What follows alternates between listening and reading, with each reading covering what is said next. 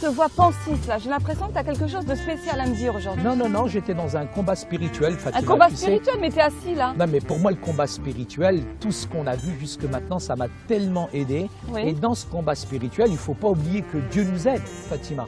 Et ça, c'est vraiment essentiel, ça, c'est important. Parfois, il y a des attaques, tu reçois comme des... Oh là là, là, je ne sais pas ce qui se passe, il y a vraiment une attaque de l'ennemi. Mais non, mais arrête de voir le diable partout, ça non, mais je ne vois pas le diable partout, mais il y a quelqu'un qui m'attaque là. Mais tu sais, c'est important de te dire quand même que Dieu, il est au contrôle de tout, de toutes les situations. Et parfois, nous, on veut combattre, mais il faut laisser aussi Dieu combattre.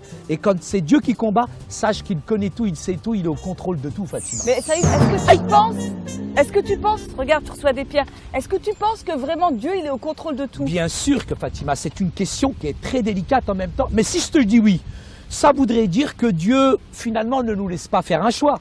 Tu sais, ça y est, Dieu, il permet à l'homme de prendre ses propres décisions. Il ne va pas lui dire, fais ci, fais ça, va par là, non. On a aussi notre responsabilité, on a aussi notre part à faire. C'est important, Fatima. C'est vrai que si je dis non, les décisions des hommes comptent aussi. Et ça viendra à dire finalement que Dieu, il n'est pas souverain. Mais Dieu est souverain, il est au contrôle de tout. J'ai aucun problème avec ça. Écoute, moi, je vais lire des versets bibliques parce que j'ai besoin vraiment de m'appuyer sur la parole de Dieu pour voir si ce que tu dis est vrai. Ésaïe 59, les versets 1 et 3. Et je vais aussi lire Ésaïe 59, les versets 15 à 21. Non, la main de Dieu n'est pas trop courte pour sauver, ni son oreille trop dure pour entendre, mais ce sont vos crimes qui mettent une séparation entre vous et votre Dieu.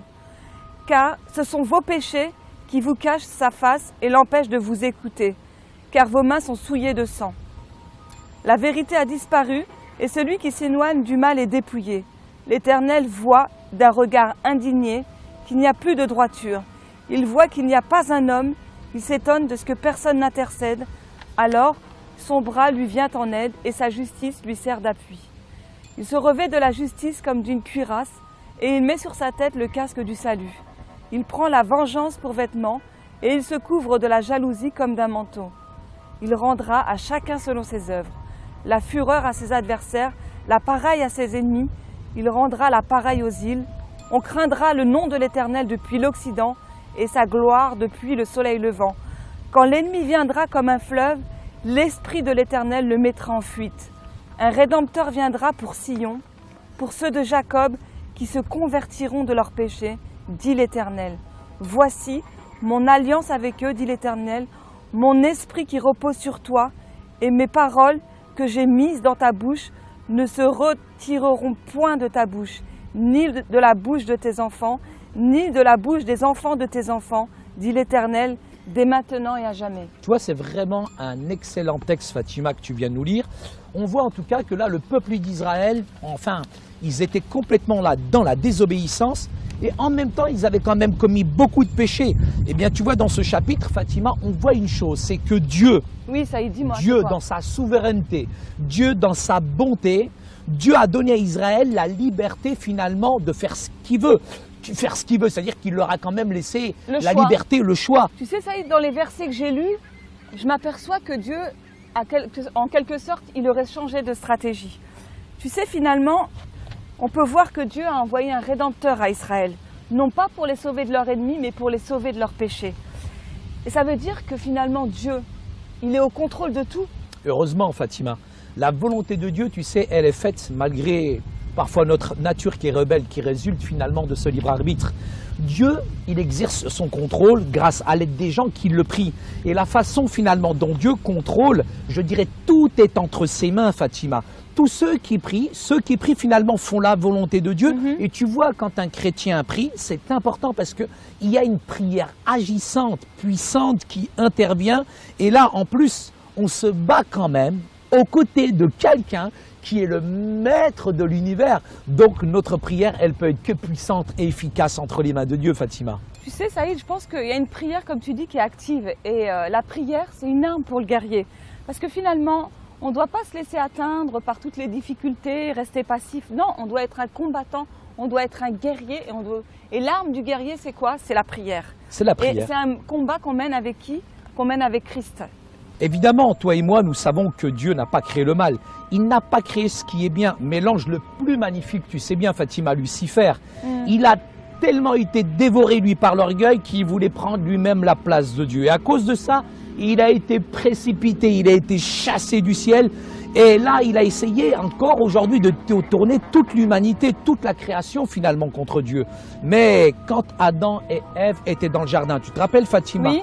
Il les a rendus responsables finalement. Mais le diable a tenté l'homme et la femme en les trempant et en leur mentant.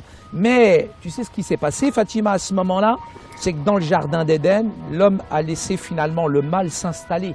Il a choisi, c'est le libre arbitre, il a choisi finalement de laisser le libre arbitre l'attaquer. Et la conséquence de tout ça, c'est que l'homme a perdu sa relation intime avec Dieu. Et tu sais, le diable, Saïd, il est toujours actif, hein, il ne faut pas croire, hein, parce qu'il a une mission. D'abord, on l'a vu, c'est de nous tromper, il veut nous détruire, il veut éloigner le peuple de Dieu, de sa parole et surtout de Dieu. L'homme, il est dans un état de péché depuis Adam. Et aujourd'hui, sa relation avec Dieu a été brisée. C'est vrai. Non seulement elle a été brisée, mais elle a été aussi brisée avec Jésus finalement. Parce que quand on rejette Dieu, on rejette le sacrifice à la croix. Et il ne faut pas croire, Saïd, hein, le diable, il n'est pas endormi. Il a une tactique, il est actif. Tout ce qu'il veut, c'est nous tromper. Il veut nous créer des problèmes. Tu vois, toi et moi, des fois, on n'est pas d'accord. On se dispute. C'est vrai, ça arrive. Et ben, c'est le diable qui essaie de créer des problèmes entre nous deux, Saïd. Et c'est important de ne pas le laisser prendre toute cette place. C'est vrai, justement. je suis d'accord. Mais ce qui est beau, Saïd, c'est que non seulement... Il y a des attaques. Écoute, je crois pas, mais bon, ça c'est la nature. Hein. Non seulement il ne faut pas se laisser détourner de Dieu, non seulement il ne faut pas continuer et vouloir rester dans nos erreurs, mais Dieu nous a donné des armes spirituelles. Et ces armes, elles sont importantes dans la vie du croyant. Il ne faut pas croire, hein, la vie, elle ne s'arrête pas à ça. Il faut rester ferme face aux puissances du diable. Parce que la Bible, elle dit que résistez au diable et il s'enfuira loin de vous. C'est vrai. Et le diable, il a une tactique, c'est de nous éloigner de Dieu. Mais ce qui est magnifique, c'est que Dieu nous a donné la prière et la parole de Dieu. Et elle est comme un outil qu'on peut utiliser pour rester dans la volonté de Dieu. Tout d'abord, on devrait quand même se purifier de toute malice. Et je crois que c'est important de confesser nos péchés. Il faut arriver dans une vraie repentance. Et souvent, au travers de la prière et de la parole de Dieu, on devrait résister au diable. Et on sait une chose, à travers cette action-là, il fuira loin de nous. Le diable, il a été vaincu. Ça, il faut s'en rendre compte une bonne fois pour toutes. Jésus est mort, mais il est ressuscité. Cependant, c'est vrai qu'en tant que chrétien, on ne peut pas complètement détruire, je dirais, les malices du diable. Il est là, il est actif, ça il est actif, c'est clair, mais là se fera, tu sais, dans une bataille finale où Dieu va véritablement, littéralement, je dirais, vaincre le malin une bonne fois pour toutes. Alors, je vais rappeler quelques points essentiels. Dieu est au contrôle de tout, Dieu n'a pas créé le mal est survenu à cause de l'orgueil, il en résulte que le diable a été chassé du ciel et qu'il ne fait que répandre le mal depuis lors. L'homme a aussi été trompé par le diable, il a été attiré dans le péché, depuis lors il est né dans le péché. Et à cause de cette nature pécheresse, l'homme ne peut plus avoir cette relation qu'il avait finalement avec Dieu. Maintenant, mais Dieu a envoyé son Fils Jésus-Christ mourir pour nos péchés au travers de sa mort et de sa résurrection. On a été justifiés et maintenant on peut à nouveau avoir une relation intime avec Dieu. Et en tant que croyant, on doit résister au diable afin de ne pas nous empêcher de récidiver et de tomber à nouveau dans le péché.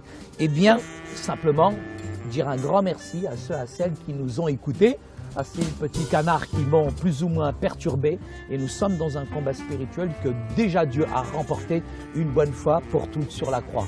Merci à chacun, merci à chacune. Et je suis complètement libre et je suis libéré aujourd'hui parce que Dieu a gagné le combat, Fatima. Amen, ça y est. Merci.